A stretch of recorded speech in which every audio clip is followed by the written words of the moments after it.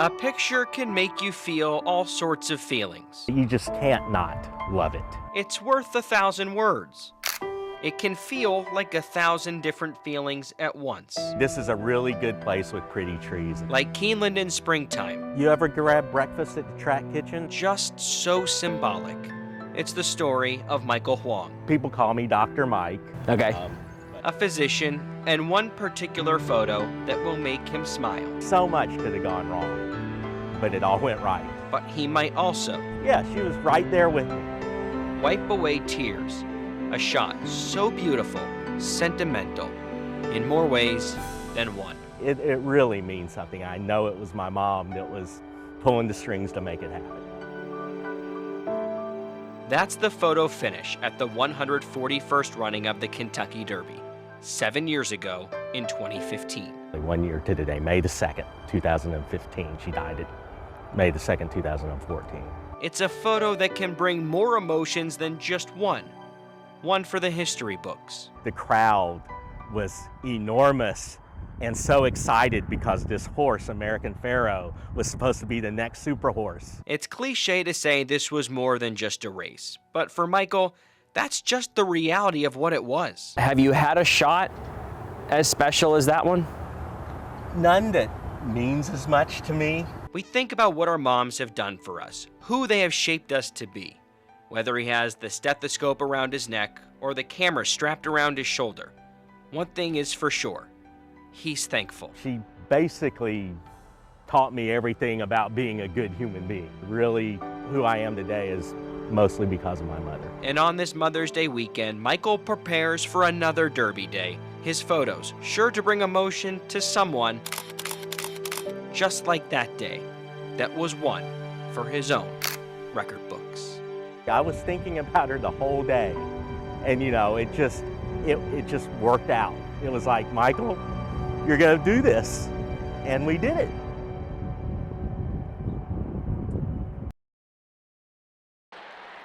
The Rupp Arena rafters paint a picture of what's been accomplished on the floor below.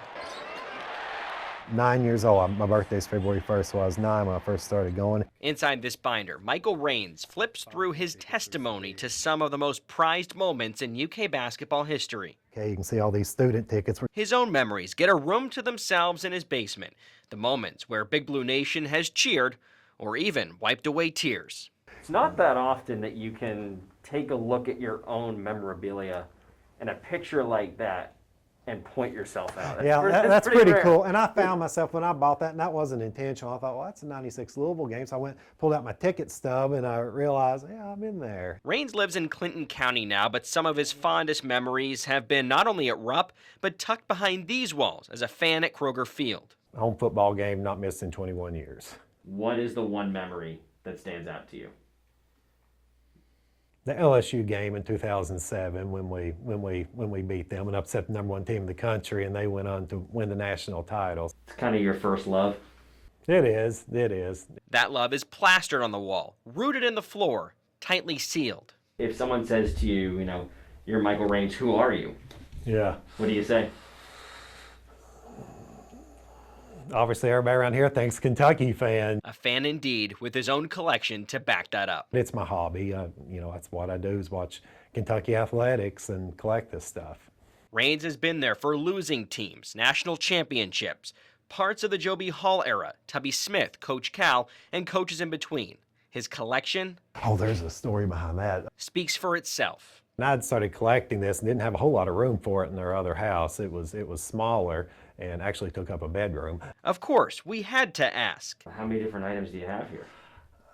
I have no idea. He guesses around 300 if you count everything. Most of it's been bought. I've been lucky to get a few gifts, but most of it's been bought. Most of us can think back to our favorite memories in sports. Raines can come to this room in his basement and relive it. I was in Tampa for that shot there when they were down by 17 with 9 minutes to go in the regional final. Tubby's first year. Cameron Mills with the big shot, Scott Padgett with the big shot. And of course, probably being at the 2012 National Championship down in New Orleans. That's the one that sits high atop his list. Raines hasn't missed a home football game here at Kroger Field in 21 years. That's longer than his two daughters have even been alive. But one of the things he's most proud of is sharing this tradition. This is from Chris Rodriguez's black one. His daughter Carly has started collecting too. Yeah, I'm going to have to expand. Of course, it's already on the outside of the room now. And Dad says he'll take all the help he can get. They better. I mean, if something happens to me, they better keep it going. I can say I'll keep it going. I love it. In Clinton County, I'll continue it. I'll continue it. Austin Pollock, Evening Edition.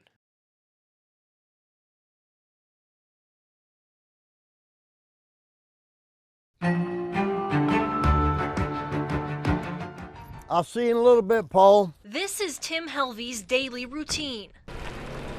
He drives about a mile down the road, Right here's the post office. picks up the mail for his Uncle Paul, and delivers it to his home. Hey, Uncle Paul.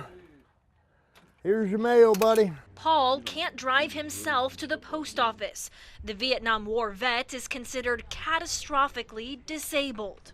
I have leukemia. I have real bad diabetes. I have neuropathy. I'm legally blind.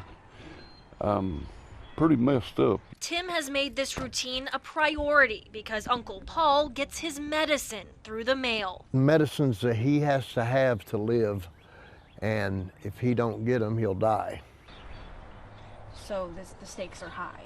Stakes pretty high. That life and death reality was underscored when Tim was out of town and Paul ran out of insulin.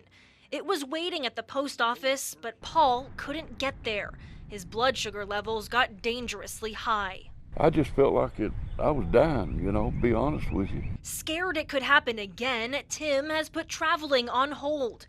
While he's happy to help his uncle, he says he shouldn't have to. But USPS refuses to deliver his mail.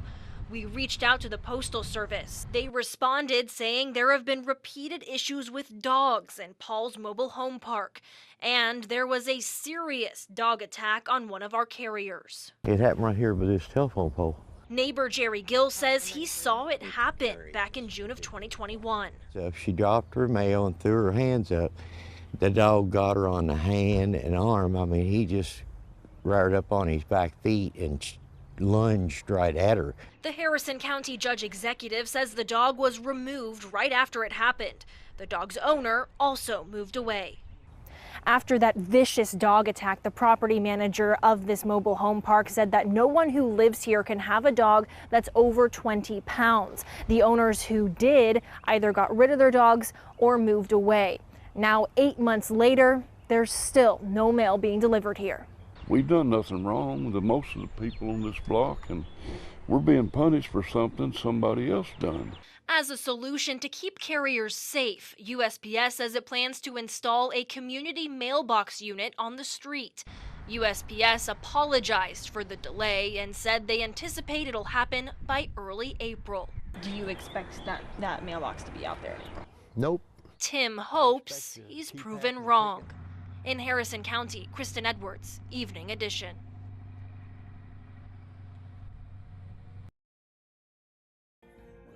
Different generations gathering one day a week, finding comfort in faith, a staple of our society across the generations for as long as America has been a nation.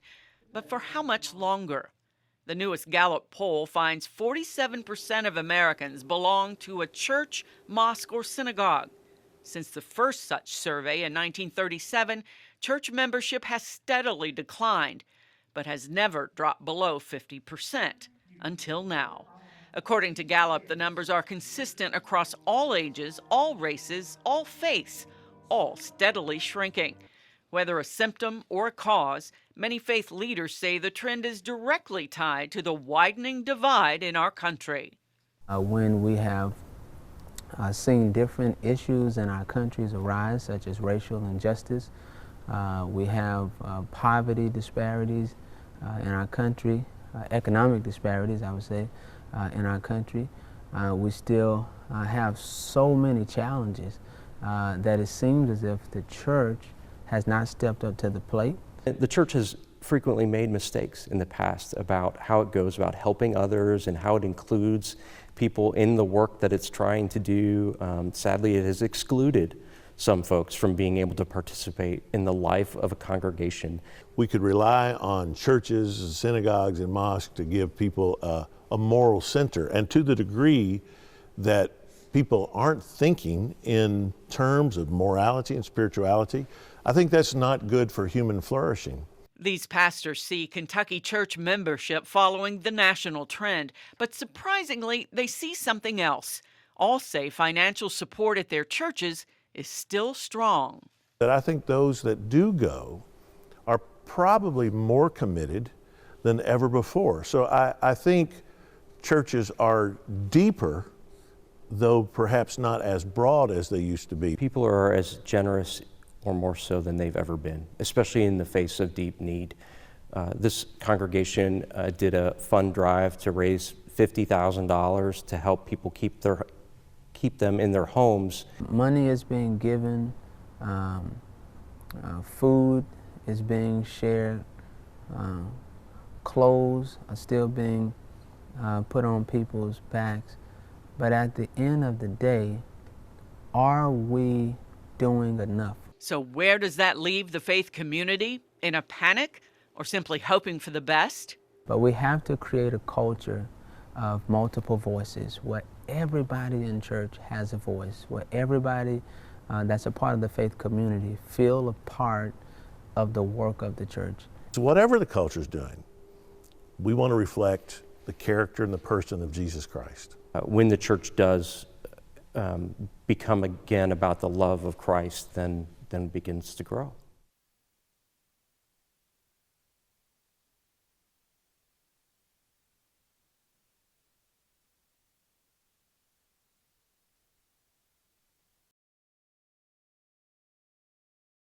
Here at the historic St. Paul Catholic Church on West Short Street in downtown Lexington, the message is clear. The doors of the church are open.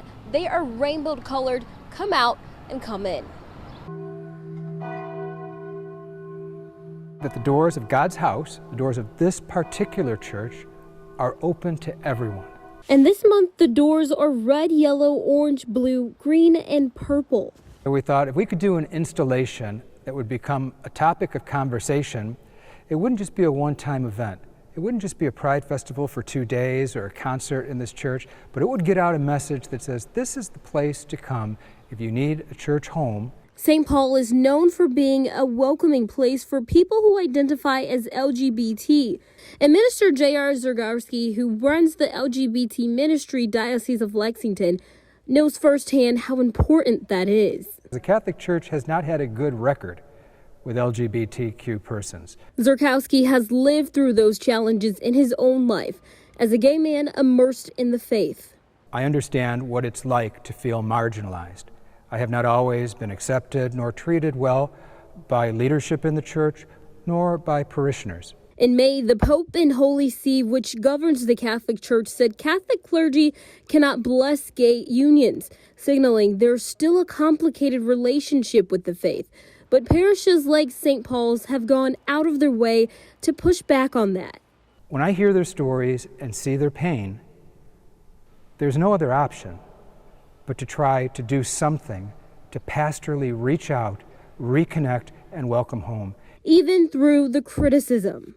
While we're looked at as doing something bold and something incredibly prophetic, we're really doing what the church asks us to do. And more importantly than that, we're doing what Jesus asked us to do.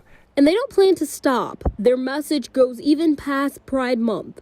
We don't have to agree with every last thing that everybody does to respect and to love our neighbor. So, while there are those that would vilify us for doing something like this, it always goes back to the gospel. Christiana Ford, Evening Edition.